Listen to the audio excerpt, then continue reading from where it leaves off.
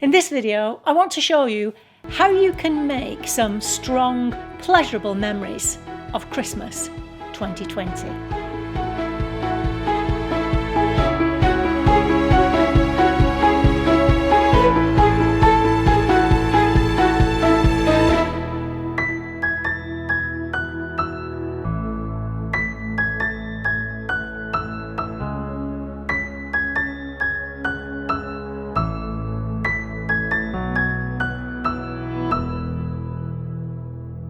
Hi, my name's L Conroy. Welcome to Happy Stuff and Fluff. It's a channel for women over 50 who are getting happy and growing younger, but we welcome everyone.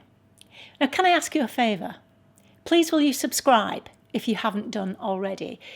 Because that would really help my channel and it would allow me to continue to go on making videos with the intent of helping you to increase your happiness and well-being. I would be very grateful to you if you would do that for me. And don't forget to hit the notification bell too. So we're talking about savouring in this video. Now, what does it mean? What does savouring even mean? Well, put simply, it's prolonging an enjoyable experience. Okay, so you know when you, for example, if you eat some food that you really enjoy. I love food. I was going to say it's one of my downfalls. It isn't a downfall. I enjoy food and I love food. And you know, Mr. Kitchen does the cooking and sometimes he will present me with a meal and I start to eat and that's when I go into savouring mode. You want it to last as long as possible. You kind of close your eyes. You can so that the sensation is strengthened. So imagine eating a piece of chocolate and it melting on your tongue and your eyes are closed and you can smell it and feel it and taste it, and you're using all of your senses to prolong a pleasurable experience, and that's savouring in a nutshell. And it's a superpower. It's a superpower because it prolongs the pleasure of and sharpens the memory of a pleasurable experience. We need to be practicing this all the time, especially in current times. Okay, so let's get on with the video then. Now, I have started to decorate my house for Christmas, but this year, last year, I think it was because it was our first year without Charlotte. Looking back, I kind of went overboard with the decorations and decorations everywhere, in every room in the house, which I still will do, but I've pared it back an awful lot this year and decided to go a little bit more to keep things simple. And actually, when I'm talking to other people, they seem to be doing the same thing, whether it's because of, the year that we've had, I don't know. Anyway, you tell me, have you decided to go all out this year or are you keeping it simple too? I'd love to know. Tell me in the comments box. So I said last week that I was going to be excited to show you one of my all-time favourite paintings,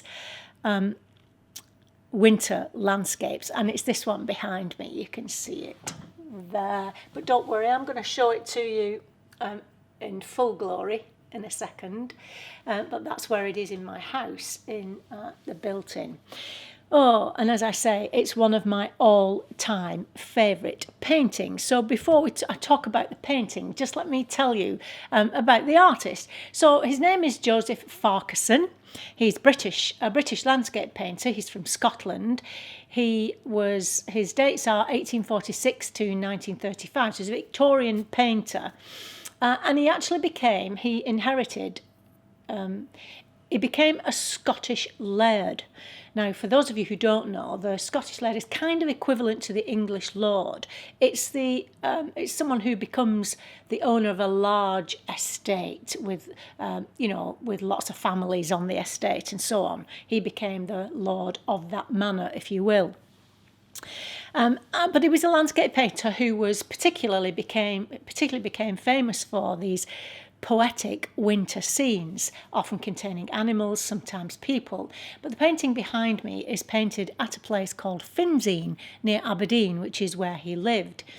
Now, he wanted his paintings to be as realistic as possible, and so he painted them outside. But as you can imagine, I mean, the Scottish climate is pretty harsh at the best of times, but in winter, you can imagine it must have been very cold. And so he built himself a little painting hut on wheels, with a little stove in it so he could keep himself warm and paint through the kind of open window in his little hut. And this is how he managed to paint the scenes that you're going to have a look at. So I'm going to use this painting to talk about savouring. So sit comfortably. I want your full attention for the next few minutes. So move your phone, do everything you need to do just to focus on this painting with me for a second. Okay, so here it is. So what are you looking at?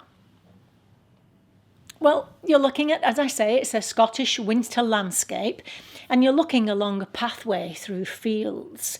I'm actually kind of shivering as I speak. There are groups of trees on either side of the path, and closer to you, in the snow, you can see fresh footprints sinking deep into the snow, and there are 3 crows in the foreground. Then the whole scene is lit by the glorious warm glow of the sun coming from behind the hills in the background.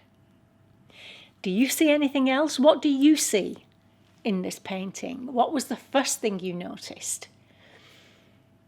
How does it make you feel? Just imagine for a second that you were right there, about to walk down that path to see what was there, because those footsteps, don't they? They take you down that path. Someone's been there before you. What were they going to look at? You're walking down that path. What do you think you would hear? What would you smell? Just take it all in for a second.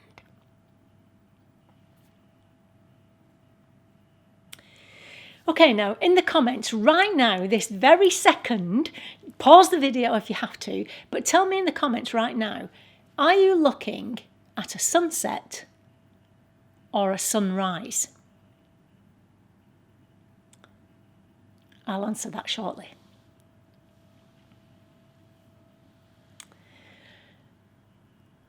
Okay.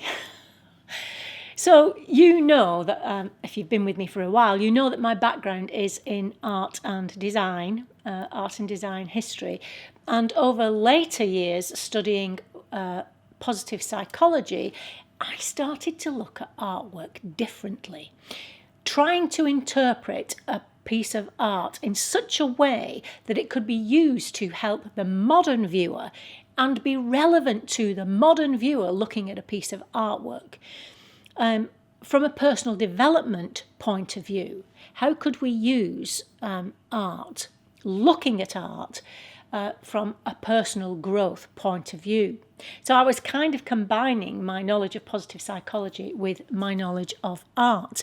And years ago now, I gave a very popular course at the Manchester Art Gallery, which is where I live, with this idea in mind. In fact, as qualifying as part of qualifying as a positive psychology practitioner, I presented a series of artworks that I translated in this way. You know, I want art to be more relevant to not just those who are connoisseurs of art or art aficionados, but practical to someone like me, the ordinary average person. How could we look at art to benefit someone like me in my life? I want art to help me see, to help you see and think differently in a way that's going to be useful to you. So that's my way of thinking here. So looking at art, not so much as therapy, but as motivational and inspirational, and being able to use it as part of your toolbox to help you increase your happiness and well-being. Now, when I took this group to see the painting that we're talking about, because this painting actually hangs in Manchester Art Gallery, we talked about learning to savour, about learning to appreciate what's happening right here, right now, but without trying to label or understand. Sorry, the sunshine's just come right out in through my window. It is very cloudy today, so I'm sure it'll pass in a second. But yeah, it's about learning to appreciate being in the here and now, but without trying to label or understand what you're seeing.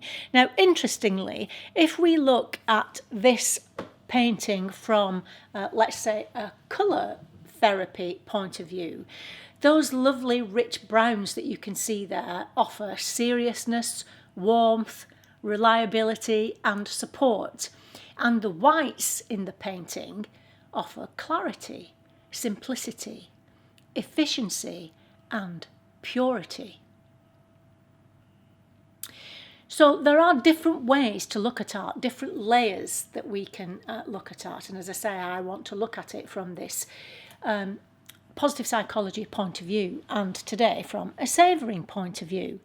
Now, the title of this painting is When the West with Evening Glows. When the West with Evening Glows. So you're thinking, it's a sunset. So it's a sunset, it's the end of the day, which is the close of the day, leaving behind all the events that have happened. It's a time for reflection, maybe a time for gratitude, thinking about the things that went well in the day and the things that you are grateful for. That's what sunset can be for us. However, it also has another name, because the other name for this painting is A Winter's Morning. So it's a sunrise. Sunrise bringing with it all the opportunities of a new day, reminding you to consider how you want your day to go. It's about designing your day and being outcome oriented, having in mind the outcomes you want for that particular day. Approaching your new day in this way really works, I can tell you. So, in effect, with this particular painting, it doesn't really matter whether you considered it to be a sunrise or a sunset. It can be whatever you want it to be in this very moment. Why I wanted to talk to you in this way at this moment is because this Christmas is obviously going to be different for all of us, and most of us are kind of concentrating on the things that we cannot do. And what I would like to suggest to you is to try not to do that, and instead to look for the good, as always, but to focus on what you can do. And then if you can catch yourself during a time over Christmas, whether you're with family, whether you are on your own, or when you're just in a situation that you can feel you're enjoying, if you can catch yourself and really bring all of your senses into that particular moment and be in the here and now. Now, this is different than being mindful. Mindful, you would be, when you're being mindful, you're looking at something without judgment. That's like looking at the here and now without judgment. That's not what I'm asking you to do. I'm asking you to be mindful in one sense, in that I'm asking you to focus on the here and now, so whatever's happening right at this moment. But then, in order to prolong the enjoyment and deepen the enjoyment of that particular experience, bring all of your senses in.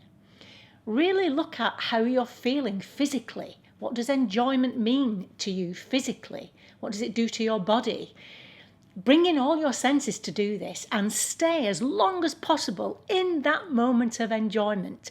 This is what I'm asking you to do. And hopefully you'll be able to do it more than once over the Christmas period. Because then when you look back at Christmas 2020, not only will you have some very strong memories, pleasurable memories, but when you think about those pleasurable times, you will actually enjoy the feeling again that you felt when you are actually having that pleasurable time. And that's what I mean about savouring being a superpower. It's about memory. It's not just about memory. It's about remembering and actually feeling the same feeling again. Months, maybe even years down the line when you look back at Christmas 2020. And as I say, instead of this Christmas being remembered for you as a time when there were things you couldn't do, it'll be a time when you had some incredibly joyful experiences, and you'll be able to remember and experience those again, time and again. And Christmas 2020 will therefore be pleasurable for you. And that's what I wish for you at Christmas. Now, I've used the painting to talk about savouring over on the blog. I'll perhaps talk about this painting again, but I'm going to talk about one or two other paintings to try and explore my feelings about how to use art in this way, or how to use looking at images and using them to help you from a personal growth point of view. Let me know if you enjoyed that. And I'll do it again. And again, please remember to subscribe. Okay, I'll see you next time when it will almost be Christmas. And until then, please stay safe. See you soon. Bye-bye.